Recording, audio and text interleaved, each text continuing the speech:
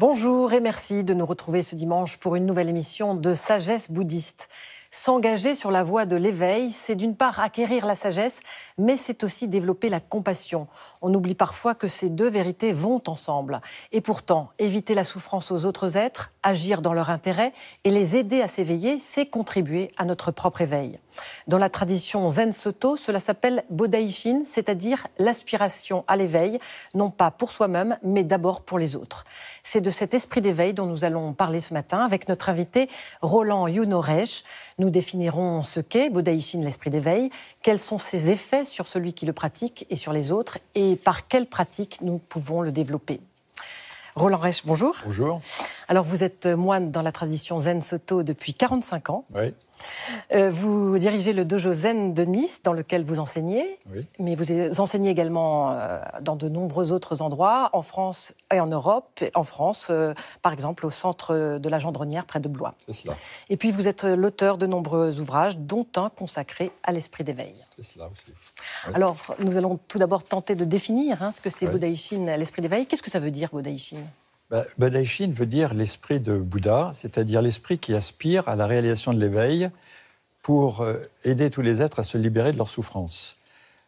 Ça provient de la propre démarche du Bouddha Shakyamuni, qui, lorsqu'il a pris conscience de toutes les souffrances liées à l'impermanence, telles que la maladie, le vieillissement, la mort, la non-acceptation de cette impermanence est une cause fondamentale de souffrance.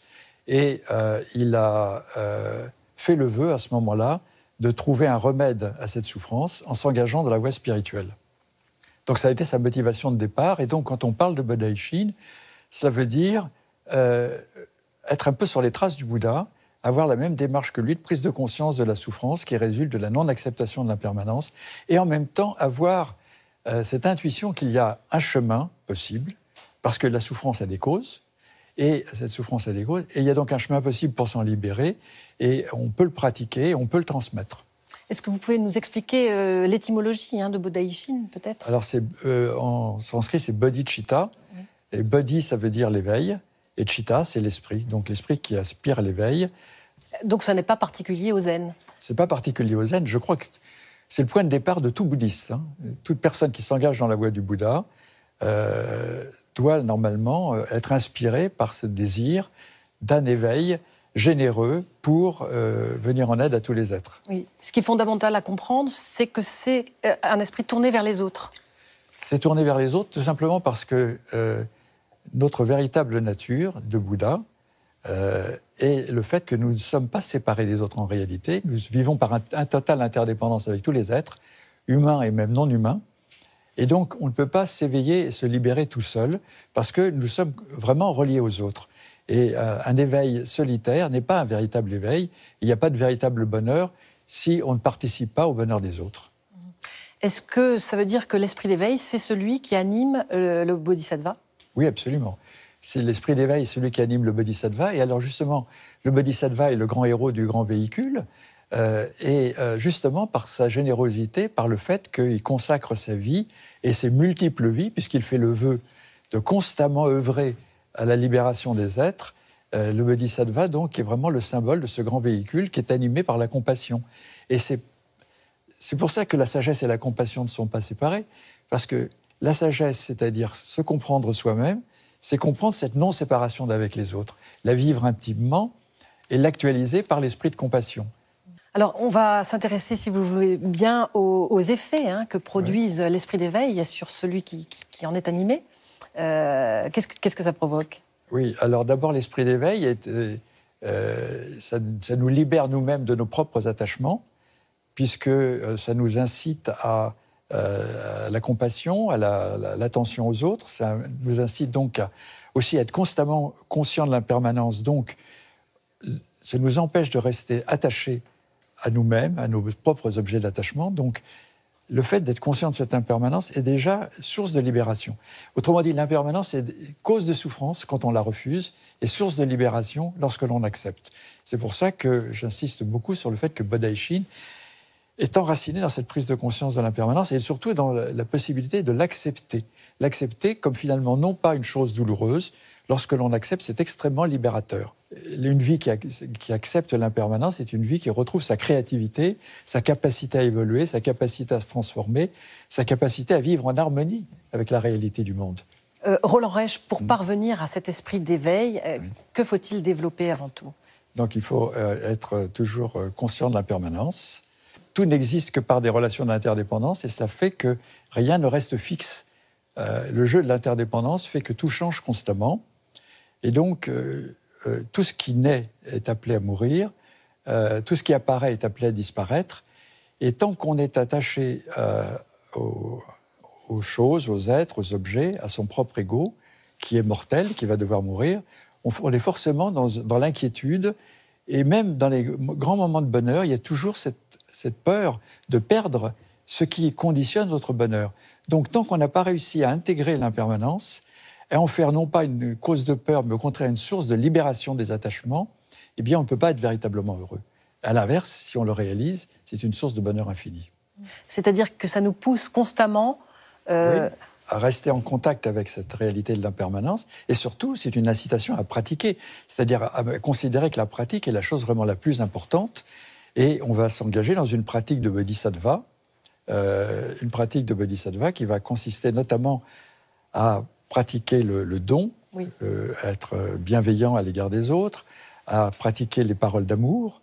Budaishin, ça implique d'aider les autres. On peut les aider de toutes sortes de manières, mais rendre service aux autres, ça peut être de les aider pour leur santé, ça peut être de leur donner, faire un don, de leur donner de l'argent s'ils ont besoin d'argent, ça peut être de leur donner un conseil, ça peut être de construire quelque chose. Construire un hôpital, c'est un effet de Budaishin, du point de vue bouddhiste, par exemple. C'est pas forcément matériel. C'est pas forcément matériel, non, pas du tout. Aider les gens à développer eux-mêmes cet esprit d'éveil en eux, à leur donner conscience qu'il y a en eux une dimension spirituelle qu'il est possible de développer, c'est vraiment l'effet fondamental de Budaishin, c'est ce qui est recherché. Alors pour développer soi-même l'esprit d'éveil, on peut aussi donc développer les moyens habiles. Qu'est-ce que c'est précisément ? Alors en fait, les moyens habiles, ce sont les moyens appropriés pour véritablement aider profondément les êtres à se libérer de leur souffrance. Et pour cela, il faut avoir beaucoup d'empathie, beaucoup de compassion, mais surtout ce qu'on appelle l'empathie, c'est-à-dire la capacité de se mettre à la place de l'autre pour ne pas projeter sur l'autre ses propres idées, sa propre vision de ce qui est bien et de ce qui est juste, mais sentir dans l'état où se trouve la personne, qu'est-ce qui va pouvoir la toucher et l'inciter à entrer dans un cheminement spirituel. Et ça peut être, par exemple, la santé. A priori, ce n'était pas l'argument numéro 1 du Bouddha pour inciter les gens à pratiquer la voie. Mais n'empêche que les gens sont très attachés à leur santé. Et les gens qui sont attachés à leur santé, si on leur fait valoir que la pratique de la voie, et notamment de la méditation, contribuera à leur santé, réduira leur stress, renforcera leur capacité de résister aux agressions, donc leur immunité, etc. Bon, c'est un moyen habile. Mais il y a toutes sortes de moyens habiles. Par exemple, les sportifs, qui ont souvent du stress avant la compétition, on peut leur faire valoir que grâce à la pratique du zen, et notamment à la méditation, eh bien, ils trouveront le calme, la concentration, et ils seront plus performants. Les hommes d'affaires, ça peut paraître paradoxal, mais il n'empêche que c'est aussi vrai. Pour être un bon homme d'affaires, il faut être justement conscient de l'impermanence. Parce que dans le monde économique aussi, tout change. Donc il faut être à la pointe du changement et même devancer le changement. Donc avoir cette conscience de l'impermanence, cette conscience de l'interdépendance, et aussi finalement développer un esprit de sympathie pour tous les collaborateurs avec lesquels on est en contact. Et donc c'est pas contraire. Donc finalement, cet esprit d'éveil et cette compassion, cette sagesse de l'esprit d'éveil est bénéfique pour tout le monde. Mais les moyens habiles, c'est de ne pas vouloir faire un sermon stéréotypé, mais au contraire se rendre compte quelle est la préoccupation, qu'est-ce qui va toucher la personne dans l'état où elle est à ce moment. Et accentuer l'enseignement sur ce qui va l'aider. Est-ce que, justement, l'esprit d'éveil aussi permet de comprendre que la différence qu'il y a entre être et avoir et posséder ? Bien sûr. Ça, c'est une chose absolument fondamentale. Dans le monde matérialiste dans lequel on vit, malheureusement, et la publicité nous y encourage, on a toujours tendance à croire que notre bonheur dépend de ce que l'on va pouvoir acquérir. Ça va être acquérir des biens matériels, mais aussi acquérir des relations, du pouvoir, de l'argent, du prestige. Mais acquérir, c'est être vraiment obtenir quelque chose. ça paraît logique du point de vue de l'ego, mais en fait, ça ne nous donne qu'un bonheur très relatif, très éphémère, parce que c'est un bonheur dépendant de quelque chose qui est impermanent. Ce que l'on possède, on peut le perdre. La santé, on peut la perdre. L'argent, on peut la perdre. Le beau travail, on peut le perdre. Et donc, tant qu'on n'est pas ancré dans une autre dimension complémentaire, qui est la dimension de l'être, qui est une dimension d'être éveillé à la véritable nature de notre existence, et de vivre en harmonie avec cela, justement en développant une attitude généreuse, en développant une attitude de compassion, en étant coopérant avec les autres, en cultivant, autrement dit, notre manière d'être dans le monde, qui soit en harmonie avec le dharma, avec la voie. Ça, c'est une véritable source de bonheur. Ce qui ne veut pas dire d'être dans le sacrifice. Souvent, on a l'impression que le bodhisattva est un être qui se sacrifie, qui renonce au plaisir, au bien matériel, etc. Pas nécessairement, mais il faut simplement ne pas être dominé par le désir d'acquisition et réaliser qu'il y a une autre dimension dans la vie et que finalement, il y a du bonheur aussi à être dans un bonheur beaucoup plus stable, à être dans cette dimension spirituelle de la vie. Quel est le rôle de la transmission de maître à disciple par rapport à l'esprit d'éveil ? Alors justement, l'esprit d'éveil, le rôle de la transmission, c'est de transmettre cet esprit d'éveil. Et donc, il est très important pour maintenir et développer l'esprit d'éveil, d'être en rapport avec cette transmission des 3 trésors. Donc, d'être en rapport avec un maître qui veille à préserver cet état d'esprit, d'être en rapport avec le dharma, c'est-à-dire l'enseignement du Bouddha. Donc, ne pas du tout négliger l'étude des enseignements du Bouddha, parce que ça va nous ramener constamment à l'essentiel. Donc, même dans le zen où on croit qu'on n'étudie pas beaucoup, c'est pas vrai. Dans le zen, on doit étudier les sutras, les enseignements du Bouddha. Et puis, la sangha, la communauté, est un excellent stimulant, est un lieu aussi dans lequel on peut exercer cet esprit d'éveil et cet esprit de solidarité avec les autres. Et donc, c'est une communauté, voilà, très stimulante pour encourager Bodhaïshin. Alors, juste un mot de conclusion, Roland Reich. Est-ce que tout le monde peut développer l'esprit d'éveil ? Alors, bien sûr, tout le monde peut développer l'esprit d'éveil, parce que tout le monde a l'esprit, tout le monde a cette nature de Bouddha, et que finalement, on ne peut véritablement, comme je l'ai déjà dit, être heureux qu'en lui permettant de s'épanouir. Mais surtout, je crois qu'on a fondamentalement en nous, nous sommes des êtres religieux. Et le mot religieux, malheureusement, nous sommes dans une émission religieuse, mais le mot religieux, maintenant, attire beaucoup de suspicions parce que les institutions religieuses ont commis malheureusement pas mal d'erreurs dans le passé. Et donc, du coup, on se méfie du mot religieux. Mais moi, je crois qu'il faut revenir à un véritable esprit religieux d'avant les religions, d'avant le fait que les religions se sclérosent dans des institutions et retrouver l'élan initial, qui était un élan toujours généreux. Chez le Christ, c'était vraiment l'amour universel qu'il a transmis. Chez le Bouddha, c'était la compassion universelle. Et c'est toujours cet élan vers les autres dans l'esprit religieux.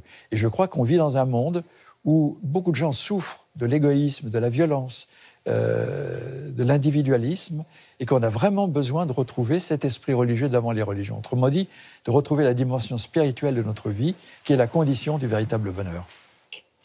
Voilà, ce sera le mot de la fin. Merci d'avoir répondu à nos questions, Roland Reich. Pour terminer, voici à présent quelques suggestions de lecture. Tout d'abord, Bodhaïshin, l'esprit d'éveil, de notre invité Roland Yuno Reich, édition Yuno Kusen, que l'on peut trouver au dojo de Nice. L'ouvrage décrit avec une grande précision ce qu'est cette aspiration à l'éveil, ce qu'elle apporte et comment on peut la développer au quotidien avec la pratique de Zazen. Sutra Zen, aux éditions Le Relier.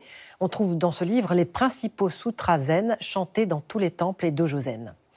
Et puis La marche à la lumière de Chanditeva, aux éditions France Loisirs. Voilà, c'est la fin de notre émission. Merci de l'avoir suivie. Vous pouvez la revoir toute la semaine sur le site internet de France 2 en consultant plus.fr. Nous vous souhaitons à tous un très bon dimanche. À la semaine prochaine.